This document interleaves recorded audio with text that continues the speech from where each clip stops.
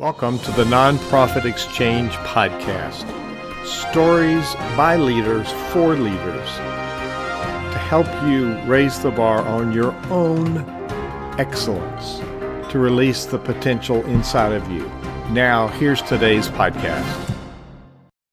Welcome to the Nonprofit Exchange. This is Hugh Ballou, your host, founder, and president of Center Vision Leadership Foundation, where we build synergy as leaders with our teams through our common vision.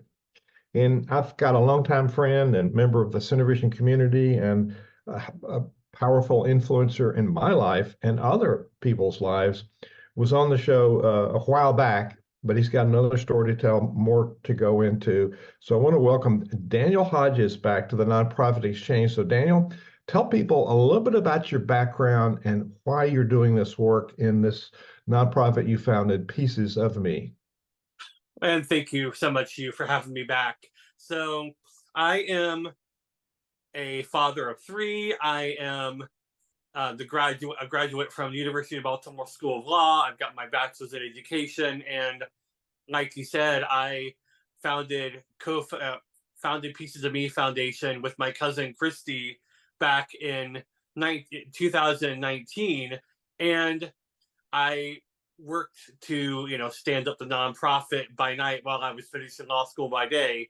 And I also happen to be someone who is blind from birth, as well as having some pretty serious orthopedic and other chronic illness issues. And, the reason that's exceptional is because the successes I mentioned to you, parenthood, graduating college, graduating law school, they were not expected of me by the doctors or professionals growing up. They, the general line was, well, maybe he'll graduate high school, maybe he won't.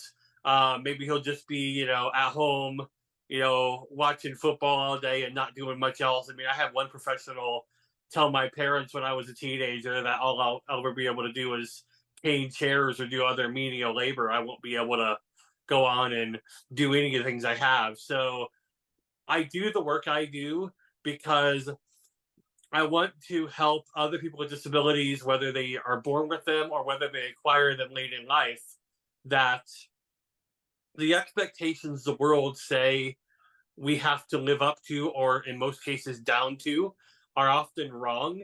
There is hope. There is a pathway to live out your full potential. And the world is better off when we all strive to find the limits of our own capabilities and then push beyond. And there are misconceptions. We who are have sight and have our use of our limbs, and some people don't. We call ourselves able, and we call others disabled. And it's really, you met one of our former guests on the Nonprofit Exchange, Tori Lucas, who wrote a book about dissing ability. And it's really thinking about, we all have abilities and we want to have access to the table. I served Christian churches as music directors for 40 years, and one of my favorite hymn writers was Fanny Crosby, who wrote 8,000 hymns, and she was blind from birth and wrote an autobiography at 91. I think rewrote it at 95 because she'd done a lot and traveled the world. You travel the world. You came to Lynchburg and spoke at our symposium. So before I go into defining what really inclusiveness is, what are some of the misconceptions that we have? We know that we have a misconception about the word nonprofit, and we have this scarcity thinking. But on the topic of today, which is flipping our mindset regarding inclusion from obligation to opportunity. So talk a little bit about that title and talk a little bit about some of our misconceptions. Well, I'm going to list three rapid fire.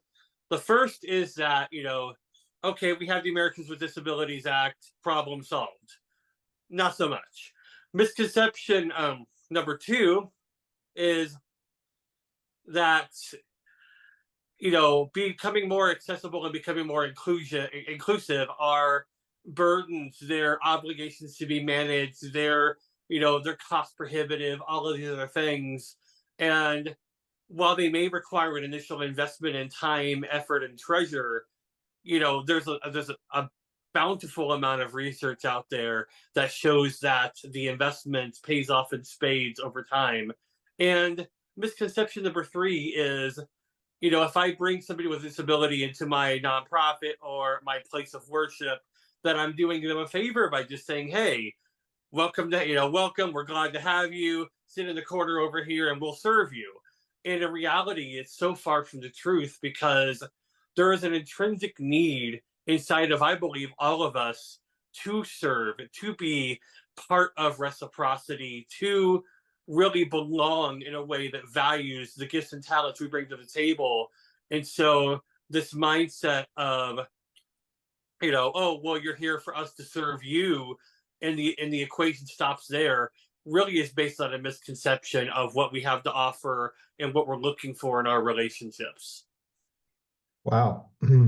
So we have the official programs in America called DEI, and the I stands for inclusion. They want to talk about diversity, and from where I sit, there is diversity already in the culture, and I think the key component to that, and we won't get into the political ramifications of that program, but it's been hijacked sometimes for political and personal gain, when really it's an important paradigm, important principle to have inclusiveness. So, what is inclusion? And can you describe that for us?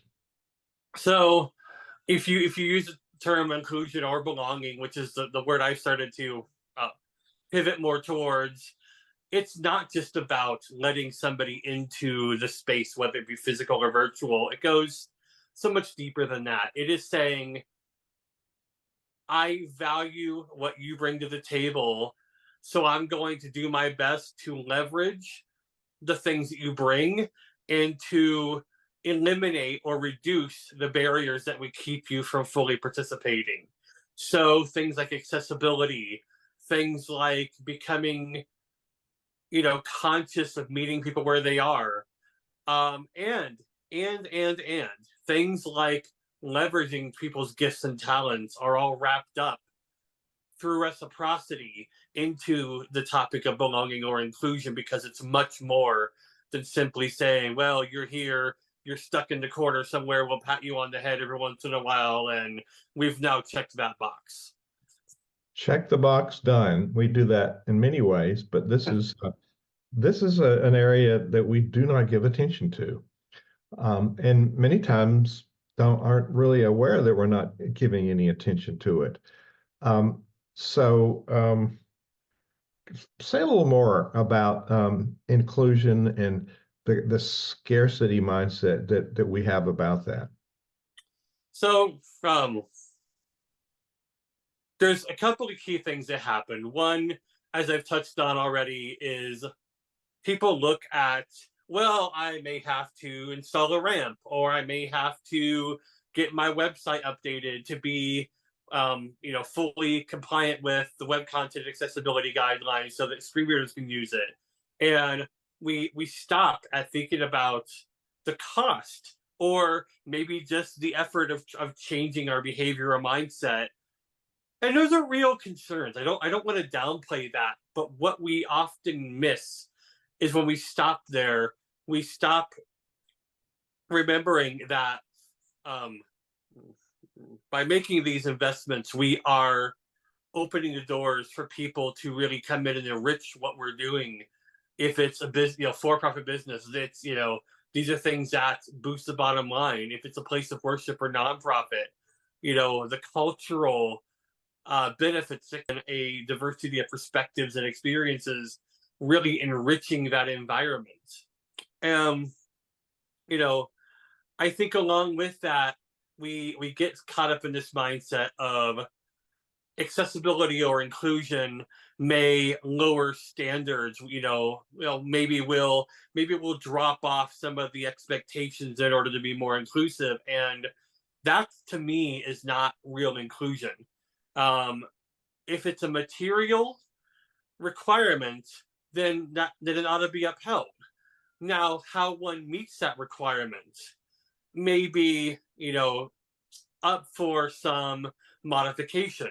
For instance, as a law student, it was expected of me to be able to read, digest, analyze, and utilize the material that was presented in my classes. That expectation did not change, even though my modality for reading went from being a physical printed textbook to an electronic version in Word or PDF or on the Amazon Kindle. The core expectations remain the same.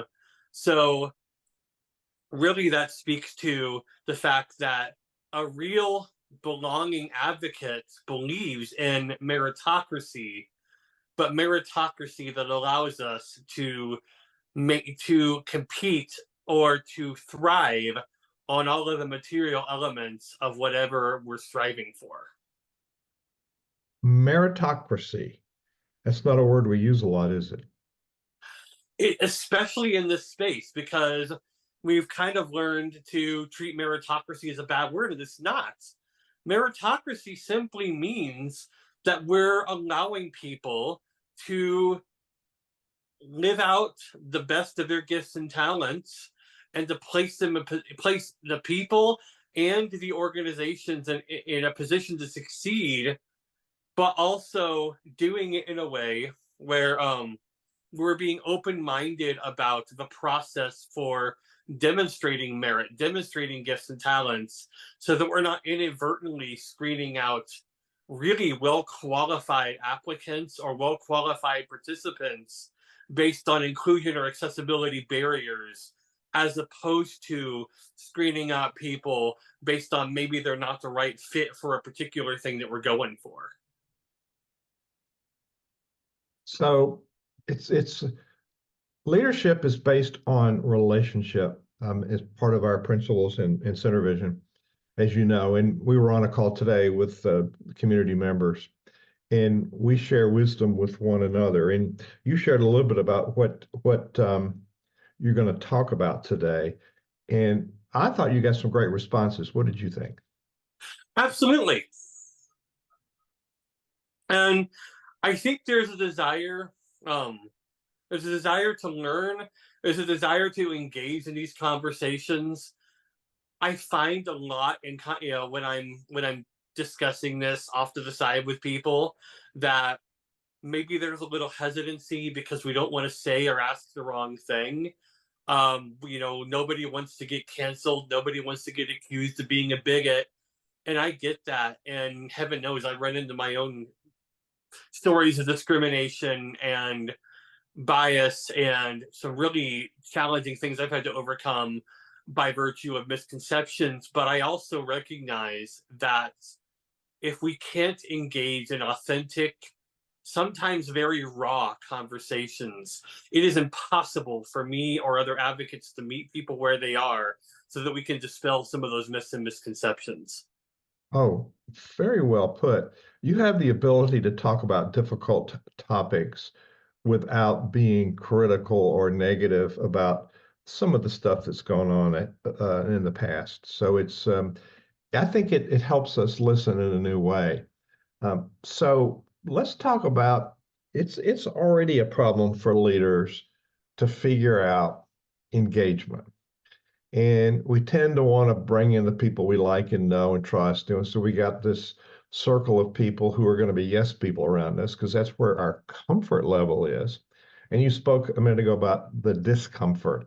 So we're talking, and I have some experience of working in the dark because I don't know if you remember 20 years of my life, I owned a camera store and photo lab. And in color photo labs, it's dark. There's no light. You might have a little highlight where the switch is for the light when you're done, but got to learn a different set of skills, which really sharpens up our perceptions. But how do we learn how to engage people in a meaningful way? And this isn't only about people who are blind or deaf or with other challenges. It's about everybody, isn't it? Absolutely. And the first thing I always tell people is it is not only okay to be curious, it is actually sometimes advantageous to be curious. But I want to differentiate curiosity from skepticism. Curiosity starts off by saying, I believe you can do this, and I would love to learn how.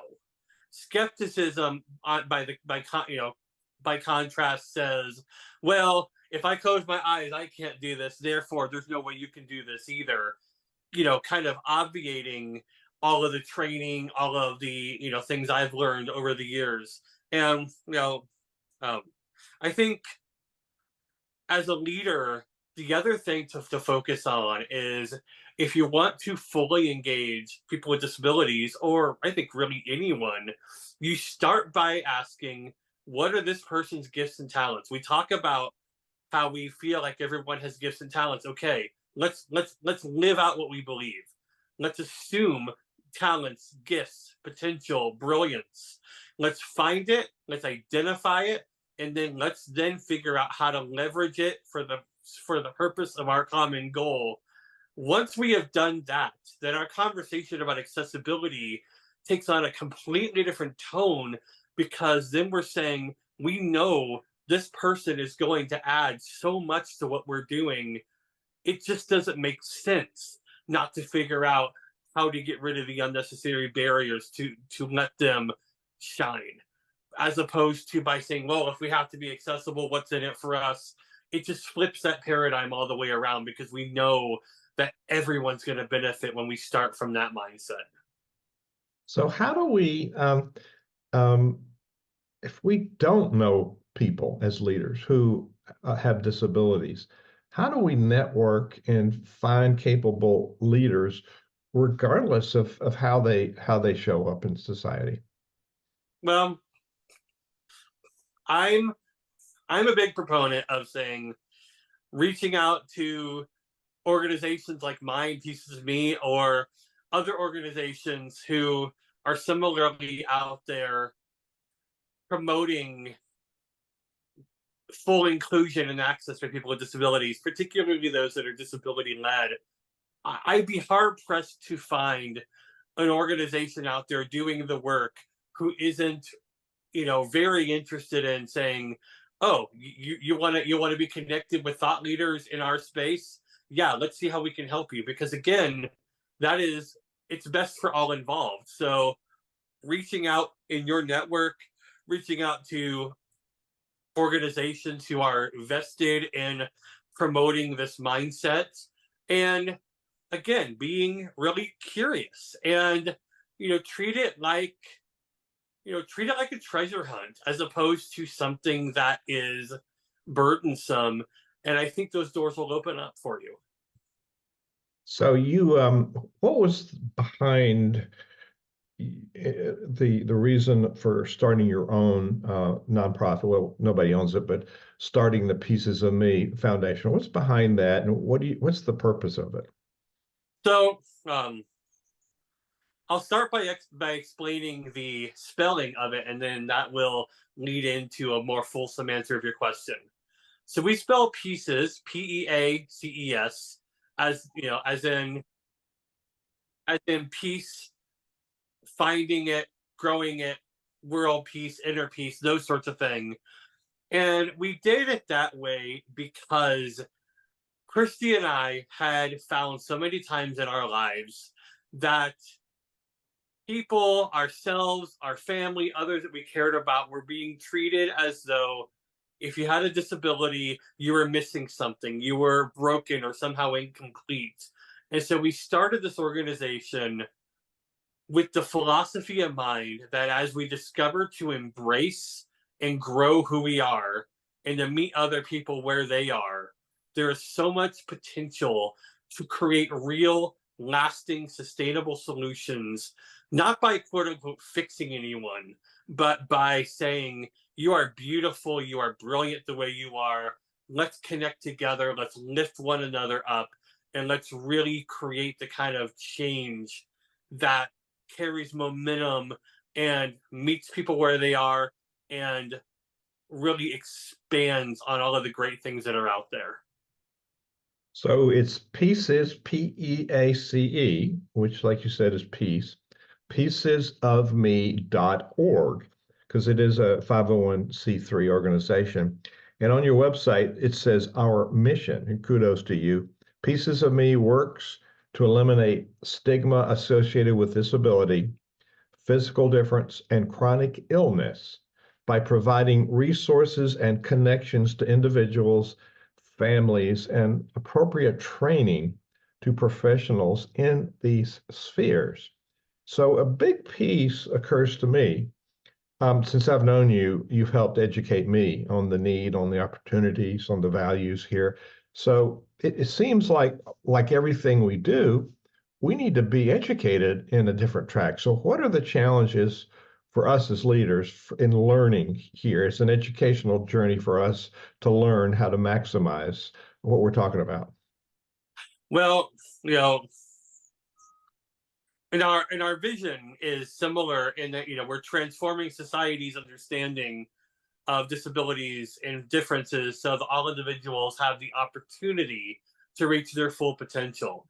And the lack of opportunity, the stigma, all arise from the societal perceptions that are baked in regarding what disability means, regarding what inclusion looks like. And so the challenge is really, my challenge is finding people to engage in those small conversations where I can say, this is a safe space. Don't worry about me getting offended. I am here to learn with you. Because, by the way, the other thing is, I have learned so much as an advocate by talking with other leaders on what their hangups are, what their fears are. And so, our biggest hurdle is the idea that we already know how the story goes, and our biggest opportunity is amazing how many amazing lessons we have yet to be able to learn together, and just how exciting that can be over the long haul. And you've worked on a vision statement. Let me read, that's on your website as well.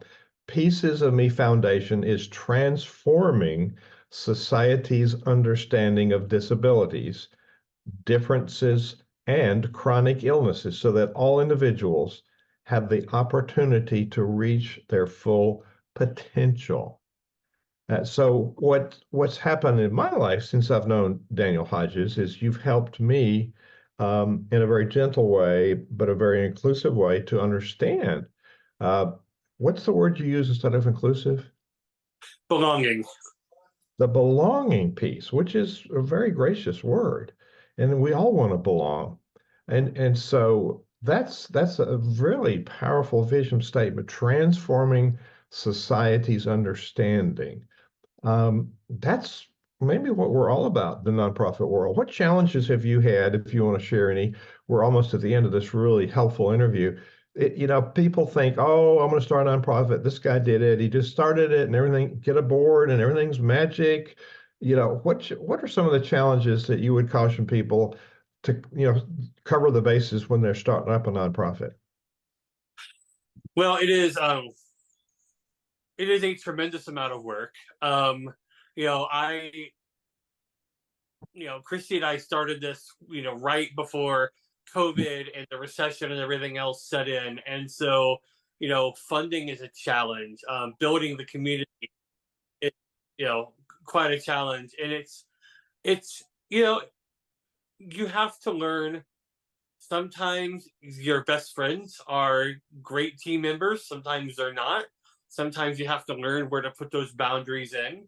And I think, identifying the kind of culture you want to have, is also a real concern. But really, I think what I've learned over the years is that as a leader, I'm going to I'm going to have moments where I pull a rabbit out of my hat.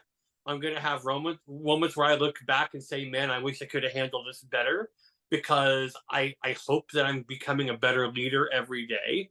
And so I think learning to give, we talk about giving our teams grace, which is always necessary, but learning to give ourselves grace as well. Let ourselves grow into these positions, let ourselves grow into our brilliance, and surround ourselves constantly with people who are helping us look toward what is possible as opposed to looking back or looking down toward the things you're trying to avoid.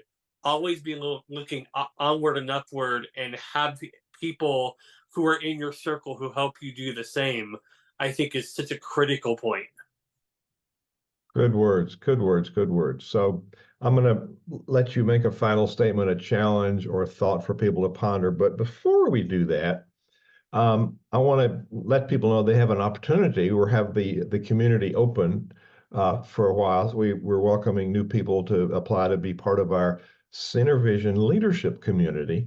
And it's focused on nonprofit leaders, but everybody needs leadership, and we do have a mix of people with different backgrounds and different talents and different focus in the community, and we share wonderful wisdom.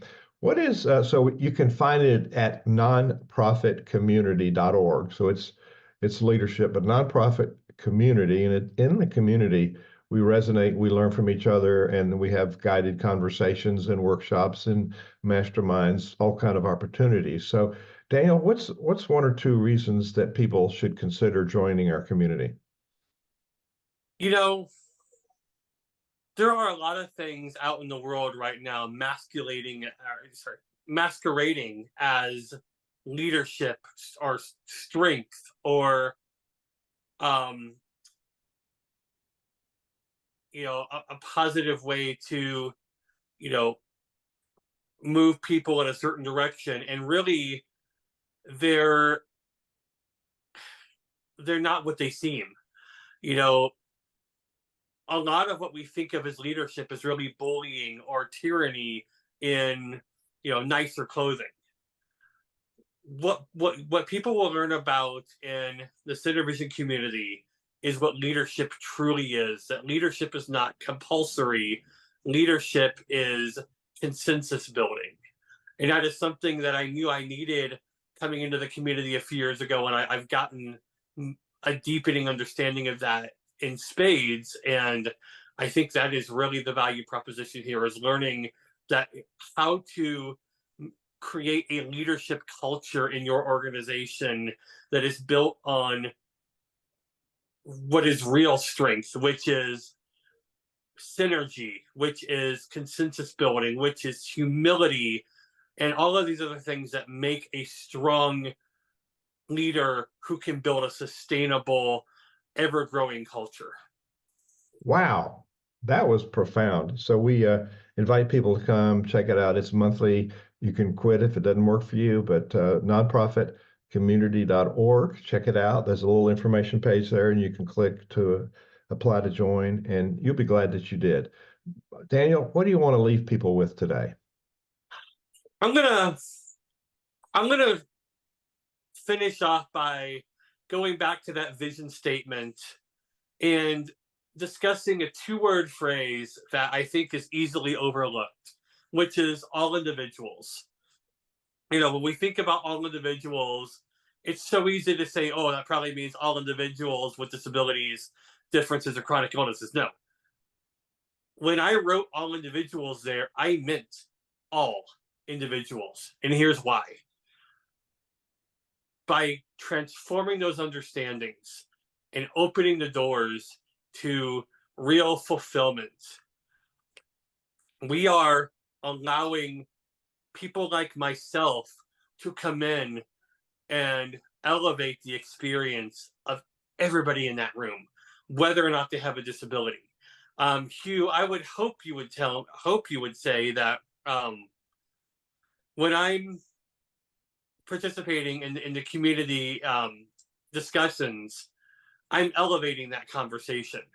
Whether I'm talking about disability or not, whether somebody has a disability or not, that my participation elevates that conversation. And assuming that's true, that is exactly the kind of example that I'm hoping to point toward when I say all individuals, because real belonging means that we are elevating the experience for everyone. We are lifting everyone in our sphere of influence based on getting rid of some of these unnecessary barriers. Profound. Thank you. And I would agree with you. And you also demonstrate a very strong underutilized leadership skill of listening. So I commend you for that, and your contributions to the community are really enormous. Thank you, Daniel Hodges, for being our guest today on the Nonprofit Exchange. Thank you for having me. Thank you for watching the Nonprofit Exchange.